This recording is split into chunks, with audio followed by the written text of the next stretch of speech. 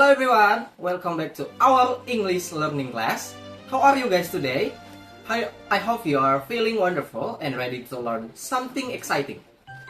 Today we are going to learn through a wonderful poem by Robert Frost, Stopping by Woods on a Snowy Evening.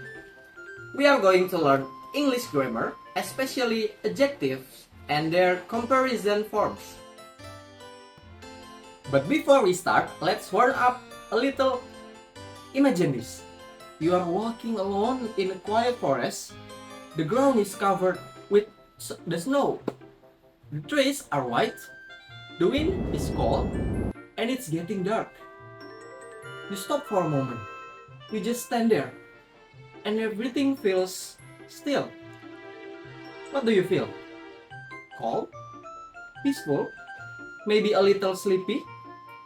Or maybe a little sad? That's the kind of feeling Robert Frost gives us in his poem. So today, we are going to enjoy the poem together and learn something from it. Alright everyone, are you ready? Let's begin our English learning journey. Stopping by Woods on a Snowy Evening by Robert Frost. Whose woods these are, I think I know. His house is in the village, though. He will not see me stopping here to watch his woods fill up with snow. My little horse must think it queer to stop without a farmhouse near. Between the woods and frozen lake, the darkest evening of the year. He gives his harness bells a shake to ask if there is some mistake.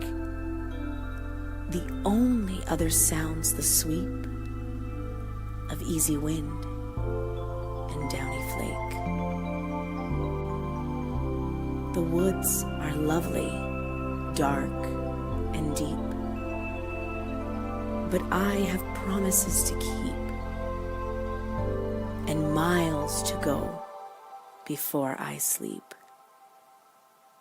and miles to go before I sleep. Beautiful, right?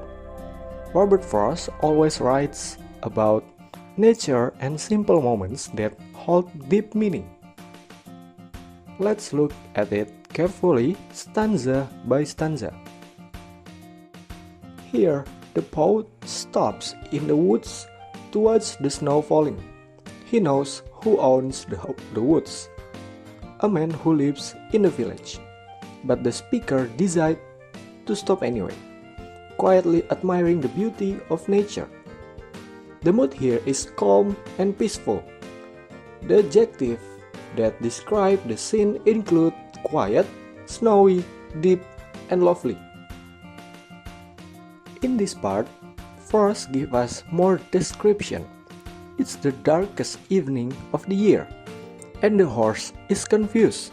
Why would someone stop in the middle of the cold, dark woods? This shows us the power of adjective like darkest, frozen, queer. They tell us how lonely and strange the place feels. Now the poet describes the sound, the horse bells, the soft wind, and the falling snow. The adjective easy and downy help us feel the softness and the peace of the moment. This is my favorite part. The poet says the words are lovely, dark, and deep. He describing them with three adjectives that sound musical and poetic. But then, he reminds himself that he has promised to keep, meaning he has responsibilities, goals, and things to do before he can rest. So this poem teaches us that even when life feels peaceful, we must remember our duties and keep moving forward. Before we jump into the material, let's talk about what we are going to learn today. By the end of this lesson, you will be able to classify comparative and superlative adjectives in the poem. Also, you are able to use comparative adjectives in simple sentences based on the poem. But it's not only about grammar. Through this poem, we'll also learn how language can express mood and emotion, how one word can make us feel something. So, our learning today combines both literature and grammar. We'll feel the beauty of the poem and we'll understand how adjectives make that beauty possible. Now, before I explain what an adjective is, let's think about it.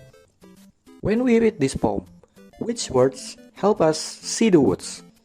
Maybe dark, deep, lovely, frozen, quiet.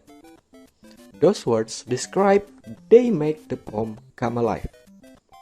That's the magic of adjectives. So, what is an adjective?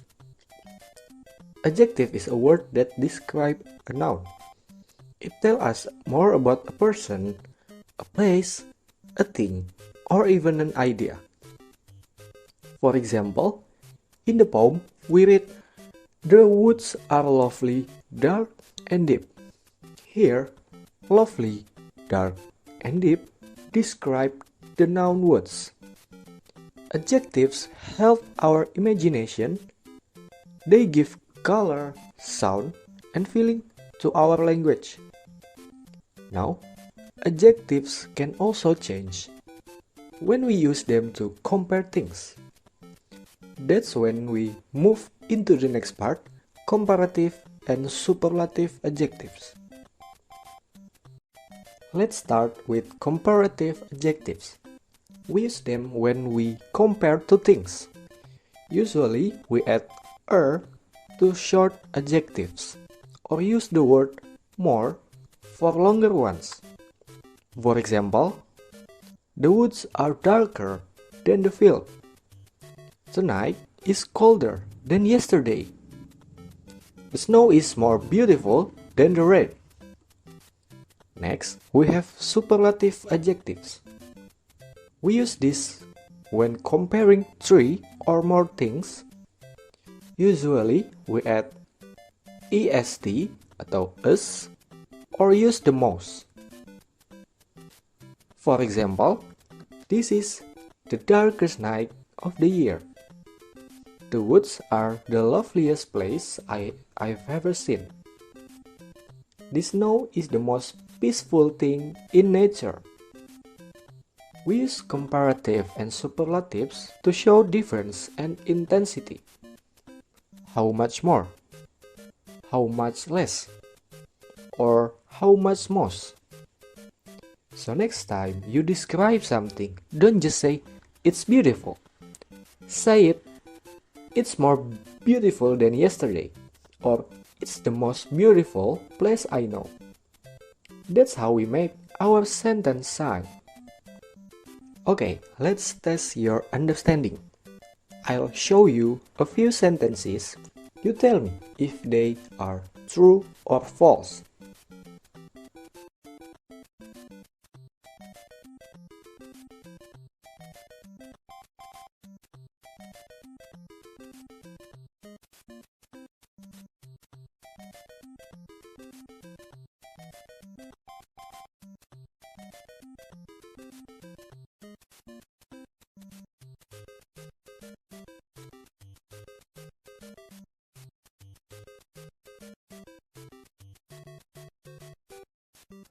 Alright, let's check the answer. The first sentence, the woods are more dark than the field. The answer is false. It should be darker, not more dark. The second one, tonight is the coldest night this week. This is correct. And the last one, the sky is more bright today. The answer is false. It should be brighter. If you made mistakes, don't worry. Remember, short adjectives add er or us, while long adjectives use more or most. Keep practicing. Now let's move to our word wall quiz. You'll have 10 seconds for each question. Are you ready? Here we go.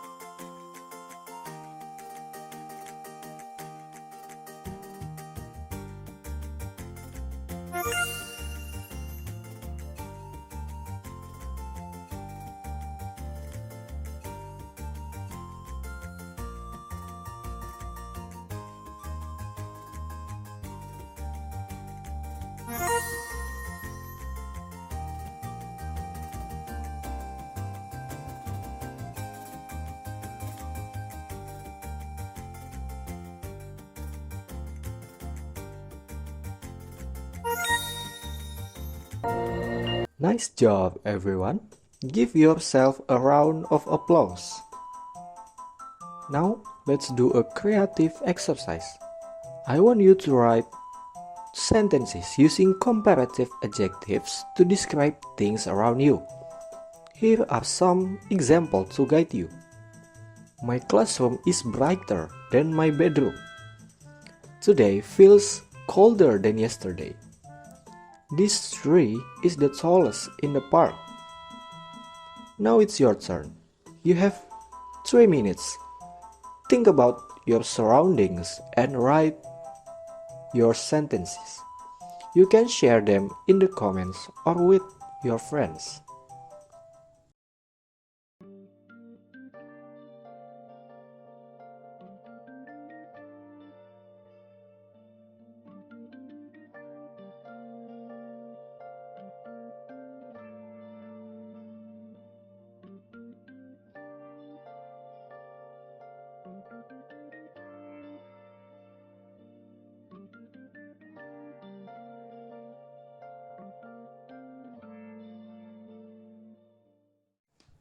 Done?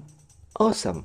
You've just written your own descriptive sentences, just like a poet. So, what did we learn today? We explored Robert Frost's Stopping by Woods on a Snowy Evening, and we discovered how adjectives bring poetry to life. We learned what adjectives are, how to use comparative and superlative forms, and when to use them to compare or emphasize something. Most importantly, we saw how grammar and poetry connect. Language can be beautiful, expressive, and meaningful at the same time. And that's it for today's lesson. Thank you for learning with me through this beautiful poem by Robert Frost. Remember, adjectives help us describe what we see and feel. They make our language more alive, just like poetry make life more meaningful. Keep practicing, keep imagining, and keep seeing beauty in every word you read or say. See you next time, and don't forget, words are like snowflakes, small, unique, and full of wonder. Goodbye everyone.